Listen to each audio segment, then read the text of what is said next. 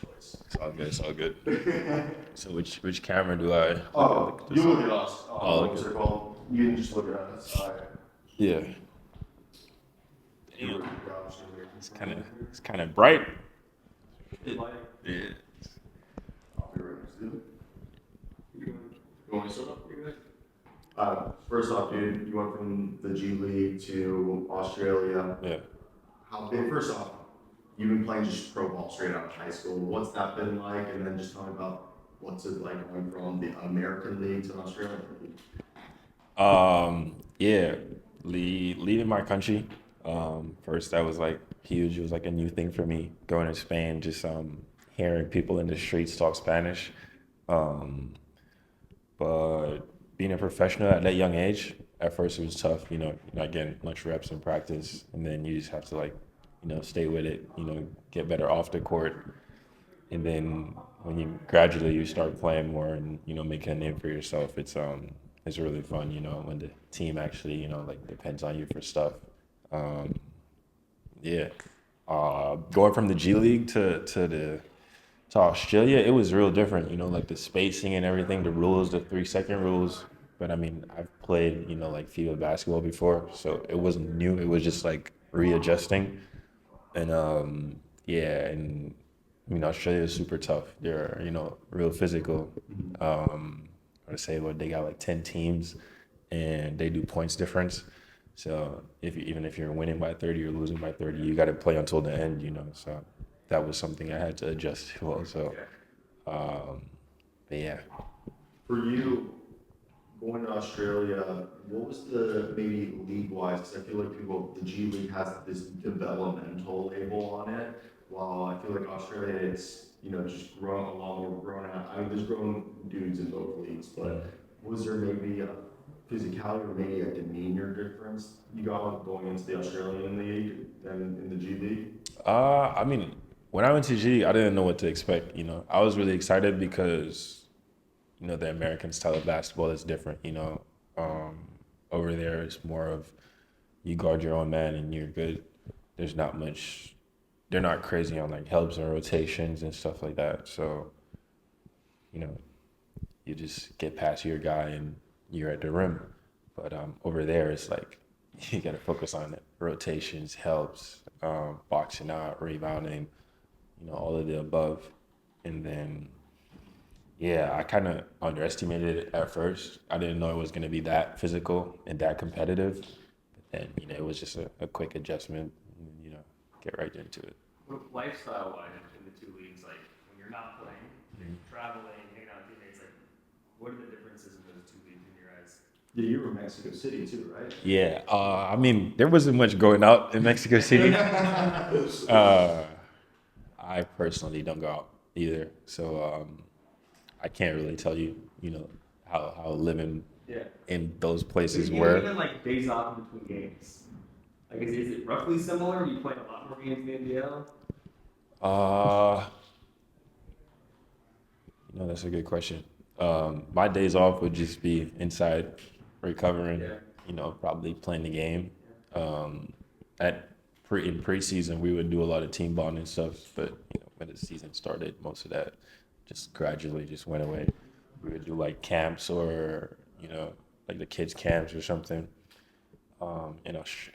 In Mexico, I think I only went to one, but apart from that, I would just be inside, just on the game or something. Which do you feel more at home? I guess like out of all the leagues, playing in Spain, playing. Yeah, it would be Spain. I've been in Spain for a long time, for a way longer time than either league. So yeah, I would call it Spain. Trinidad is home, but out of those places, Spain would be home. By the way, how do you, not how do you, but like, you have a great, like, like no accent speaking, being from Trinidad, or like, did you grow up how long in the States, or? No. I'm talking like this because I'm talking to you guys. But if I got friends from Trinidad, so they have like way thicker like accents, so like that's. I mean, if I talking to my mother or something, I would talk to you like, yeah, but yeah. For you, dude, natural position, what is it? Forward, wing, what do you? I'm a small forward. Yeah, I can play at the four just to stretch the floor a little bit. But naturally I'm a three. Do you like the ball in your hand, or do you like playing off of, like, what's that like? When I can do both, you know, depending on the situation. If I need to have the ball in my hand to, you know, to create whatever we want to create or to make the better play, I can do that. And if I need to be off the ball, I can do that also.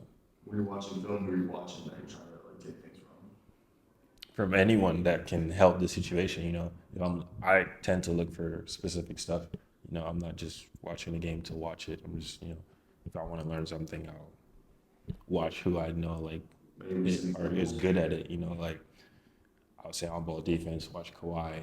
You know, help defense. Who is there? Somebody play passing lanes. I can't remember his name from. I think he's not in Philly anymore. Ty Bull, I think is his name. Yeah. I mean, if it's offensive, you know, damn, can't get it off my head right now. I watch Paul George. That's my favorite player. You know, like just how he gets to his spots. You know, his movements. I watch his workouts and stuff too. You know how he practices. Yeah. You played in two leagues that are like very plugged in with the NBA. Obviously, the G League is like part of the NBA, but even the NBL, the coaches, all the staff has connections with the NBA. You've done some pre-draft stuff likely. Like, what has the feedback been for you over the past year, 2 years of like what you need to improve on to get to that next level, and how do you feel like you've improved in those aspects? A big thing for me that they tell me is my body language on the court. You know, I can't let one thing dictate my entire game. You know, I have to find other ways to impact. But yeah, a lot of teams just tell me like just continue doing what I'm doing. Just you know, do it more. Just practice more, cut more, shoot more, have confidence in yourself. So yeah, I'm you know working on those things. You know, during the game. It's different too, because I feel like in your situation, playing pro at the age you have, like a lot of guys go to college and they get 25 shots a game, and they have these gaudy numbers, but it's either inefficient or empty stats. Whereas like the situations you've been in, you still been able to put up good numbers, but the role for most players of your age on a professional team is not to go take 25 shots. How have you like approached that situationally as you go to different teams and you're plugged into different roles?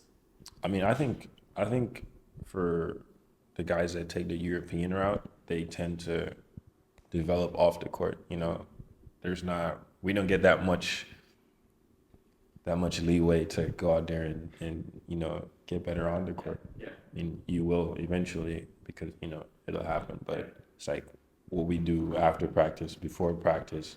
That's where our you know confidence builds, and yeah, that's just how I take it. You know, just you know, getting the extra work, the extra shots, and when I go on the court, just you know be confident in my work.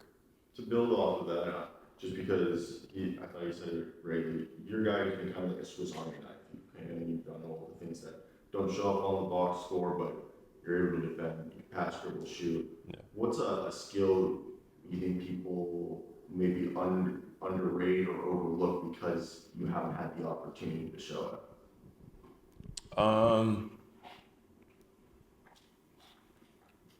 don't know. I think I have opportunities to show everything. You know, I think a lot of people, I just say not criticize, but they want to see me make more decisions. You know, with the ball, something I can do.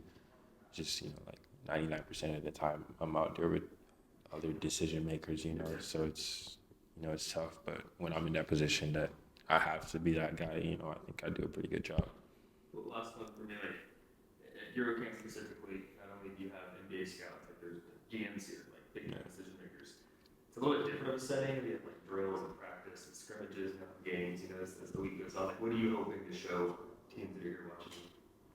I mean, just that, you know, I can, you know, make decisions on the ball. I think here I have a, you know, better opportunity to do that. And yeah, they've watched me for years, so they know what I can do. So I'm just gonna go out there and do that and more. Yeah. To be a part of like, you know, not only the adidas family, but not part of Eurocamp, what's it that mean to you? I mean, it means a lot, you know. and being a part of you know, any camp that can get you to, you know, to that next level. You know, just coming out here and, you know, knowing the other guys, they want the exact same thing that you want. It's just, you know, it just comes down to mutual respect. You know, like, I respect your hard work, and you're gonna respect mine. So let's go out there and make each other better. So, you know, I'm stoked about it. I'm happy to be here and just ready to get to work. If you told a younger version of yourself that you would be like, you know, with adidas right now, like at Eurocamp, you think you believe you? Most likely not, because younger me, I didn't like basketball. So, yeah, I played football growing up. So I don't know. Younger me, yeah, I wouldn't believe that. Thought you were in a football camp. You know, I'll be like, yeah, you know, you're in Italy for football. That's more believable. Cool. Anything else? That's all I have. Cool, Yeah. man. Thank you. Appreciate you, bro. Appreciate y'all. Hey, best of luck to you, dude. Good luck this week. Yeah, sure. Enjoy watching you play, bro. Appreciate you.